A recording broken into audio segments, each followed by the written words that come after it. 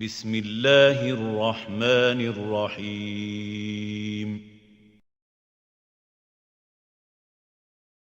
The question here says, what is our position and how should we respond to the recent murder of black men? Should we participate in protests, write our legislator, etc.? Barakallahu feek. We say is that Islam is a religion of justice, and it's a religion that is against injustice. Everybody understand this? It's a religion for justice and a religion against injustice. Now, the statement of those who say regarding these attacks, which are to anybody that has any type of mind and brain, Muslim, Christian, Jew, Sikh, Hindu, black, white, yellow, green, and purple, is just totally appalling of any human being to read and to see on TV and the newspaper police officers totally abusing and outright abusing their authority and their power. There's no doubt about that. No matter what you are, no matter who you are, you can hate black people, this and that. It's just totally out of control, off the lid. Where a cop guns a man down, shoots a man in his back who's walking away from them. A guy has a knife and he puts 10 bullets in his chest. And all types of things that have happened over the last couple of years. This guy was strangled to death. His back was broken on the concrete, of just total savagery. Mom, we say this. Savages who abuse their power on a person, whether they're innocent or not. Whether they're innocent or not. Even a criminal. That's far beyond the limit right there. You broke the guy's back in half. You shot him 6 times, okay? He had a knife, he had a gun. 6 times, 10 times. You know how many bullets that is? Hopefully none of you brothers, inshallah, have ever been, in no gunfights or nothing like this. Even at the range. That's a different story. You go to the range, shooting. But do you know how many bullets 10 is, Omar? Pop, pop, pop, pop, pop, pop, pop, pop. It's a lot of gunshots. So you just imagine a guy coming towards the police officer, or walking away from the police officer, and he puts 10 bullets in the guy. And he has lethal accuracy. That's a savage. That's not a human being. That's a beast. Disgusting, filthy, low life. Jew, Muslim, Christian, black, white, purple. To do that to any human being using that type of excessive force. That's wrong. And the Muslim, the Jew, and the Christian should all be against this. There's no doubt about that. And the concept of those who say black lives matter, all lives matter, we say the statement all lives matter is truth and is falsehood. There lies no doubt murder. You can't just kill nobody in Islam. No matter what color they are, no matter what religion they are. But that's not the discussion at hand. It's not, this Jewish guy is not getting killed. This Arab guy is not getting killed. This Chinese guy is not getting killed. They're killing black people. So someone says, what is your view on what happened? All lives matter. That's not the discussion at hand, Yahi. You're not talking about people that's getting killed. You're talking about black people. And it isn't an accident once, twice, 3 times, 4 times, 10 times over the years. Missouri, Texas, New York, this and that. And all of the victims are black. You can't just say all lives matter. Everybody understand this? So we say, in general, is that a Muslim should stand up for the truth and speak out against the falsehood and speak out against the batil. Whether it's black people, purple people, white people, and green people. So Islam does not support that. It does not condone that. However, the Muslims should understand is that what's going on is nothing new. People have been being oppressed, killed, murdered, raped, colonized for centuries. Whether they're black people, Native American people, unfortunately this is the sunnah of many people who abuse their authority and abuse their advancements and weaponry and technology and science. So it's really disheartening, without a doubt. It's ultimately disheartening to read in the newspaper, this person, because now the question is, what happens next? That could have been my son. That could have been my daughter. That could have been my nephew. And the moment you allow oppression to take place, the moment you allow dhulm to take place, the moment you keep silent, you don't do anything, you're supporting the oppressor.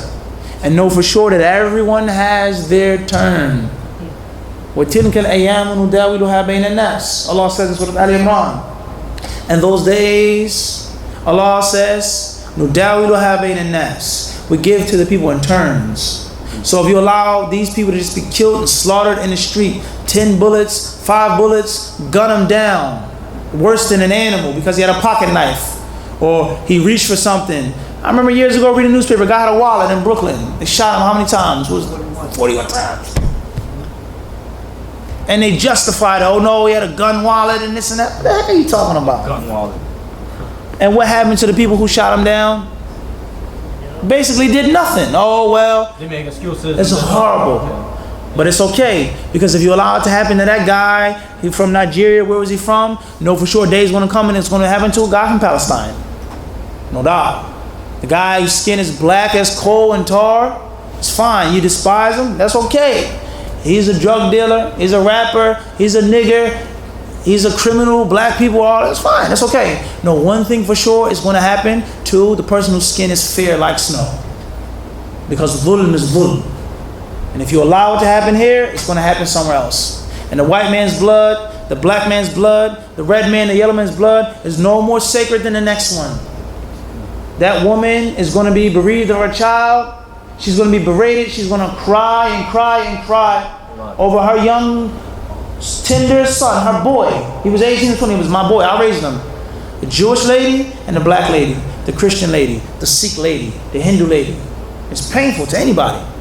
So the moment you allow the dhulm and the oppressor to commit oppression, it's going to fall back on somebody else. And as they said, imagine if it was your what? Your mom that grieves. Imagine if your mother that cries. It's messed up. There's no doubt about that. So the concept of Aesop's fables, you read the fable of the lion, what? And how many bulls were there? You never read this fable? Aesop's fables is full of wisdom. It's 3 bulls, or some say 4 bulls. Red, white, black, and let's say blue. The lion, he says to the bulls, hey, see the black bull says, I'm hungry. I want to eat him. Won't you help me out, corner him for me, help me out, and we'll eat him. I'll leave you guys alone. And they say, okay, no problem. They help him eat one. The next day, the lion is what? It's hungry again. So he has to get another one. And the last one is going to be devoured as well, because you helped the oppressor from the first day. So the Muslim is not to stand for batil. The Muslim is not to keep silent upon batil. The Muslim should do whatever he or she can. There's a condition. Whatever you can. Whatever you have the ability to do to fight oppression and to conquer evil. Jeremy? To do what? And to punish evil. There's no doubt about that. Whether it's against the Muslims, whether it's against the Jews or the Christians. Because justice is justice. Everybody understand this? And know for sure that people start going crazy, abusing their powers, maybe someone else, the Guyanese, they get shot. We don't like Guyanese people today. Guyanese people all look alike. They're all criminals and drug dealers and this and that. Start pulling over Guyanese people, shooting Guyanese people. It can happen. Don't think it's far-fetched. Read history. Everybody understand this? You allow oppressors to do things, it's going to fall back on you as well. So it's very sad, whether you talk about it from a religious aspect or even a worldly aspect. Even what? A worldly aspect. And Islam is not a religion made to dull your senses. It's not a religion to desensitize you from feeling things, as some fools think. Oh, that's what they get. That's what they deserve. I have no compassion for them. I don't care. These people are liars. They're liars to themselves. The human being has feelings. Everybody understand this? Allah is the one who decides who's an oppressor, who's the oppressed. What they deserve, it's not your place. And that doesn't mean that it's messed up. Kafir, that was messed up. What happened to them? Oppressive kuffar say that he got what he deserved. It doesn't mean that it's still not pain and agony for their family members, for their friends, and their neighbors, and the list goes on. So dhulm is prohibited in Islam against any man of any color. And justice has to be upheld and supported for any man and for any color. And the greatest justice is the justice of Islam. And the greatest oppression is the oppression of shirk and kufr. There's no doubt about that. But you, as a community member, you have an obligation to do as a community member, not as a Muslim, but as a community member.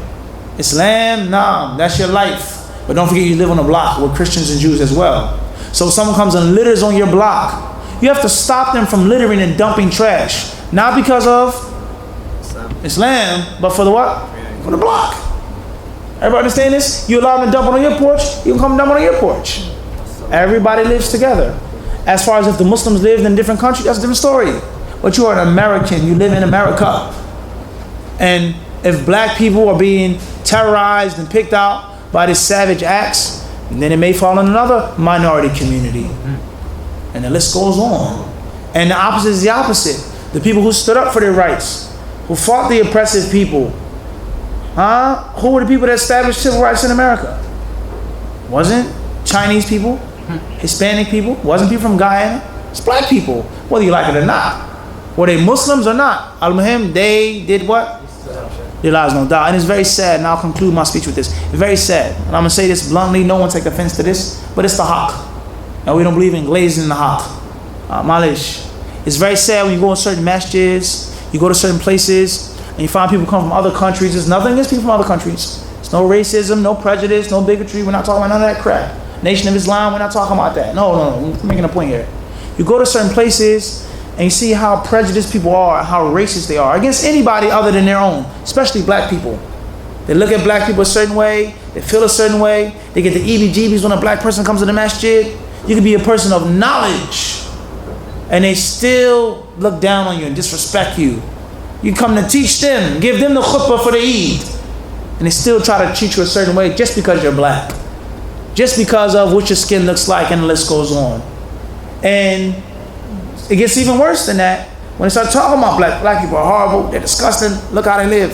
They've been in America all these years, they have nothing, they don't establish nothing, they're poor, they're on drugs, they're on welfare. We have established, we bought, we own, we're doctors, we're educated, we're this and we're this and we're this and we're this and that. Tell you, if it wasn't for black people, whether you like it or not, Yaqi, you wouldn't be in this country. You wouldn't have a PhD. You wouldn't have your house on the hill. If it wasn't for the struggle and the agony and the suffering of black people getting beat with sticks, burnt, hung, lynched, raped, water hoses, vicious dogs. Those are the people that stood up for the rights of minorities, the weak, the meek. If it wasn't for black people in America, you wouldn't be walking down the street freely. No one would call you doctor, they would call you slave, servant. And if you don't believe that, then just read the books of history. These people who are oppressors, whatever color they are, they don't care about what you look like. If you're not from me, you're beneath me. I hold you in contempt. So the next time you want to talk about black people, or you want to say something bad about black people, be racist, just think about 50 years ago or 60 years ago. Just think about the things that you enjoy as an American. Think about the things that you enjoy as an American, to have your own, to do this, to have equal rights. What would it be like if it wasn't for Dr. King, Rosa Parks, Malcolm X, and the list goes on to these people, Frederick Douglass, and it has nothing to do with Islam. For no one to say, oh, you support the nation of Islam. No, we're not talking about that. We're talking about reality. Where would you be if it wasn't for this nigger and what he did and how he sacrificed for people to have what? Equal rights. To drink from the same water fountain, let alone be a doctor and have a business. So that's just what food for thought. May Allah subhanahu wa ta'ala crush the oppressors, and support those who have been oppressed. May Allah allow Islam to spread and enter every single household and make it the uppermost in the land. هذا والله أعلم وصلى الله وسلم وبارك على عبده ورسوله نبينا محمد وجزاكم الله خيرا.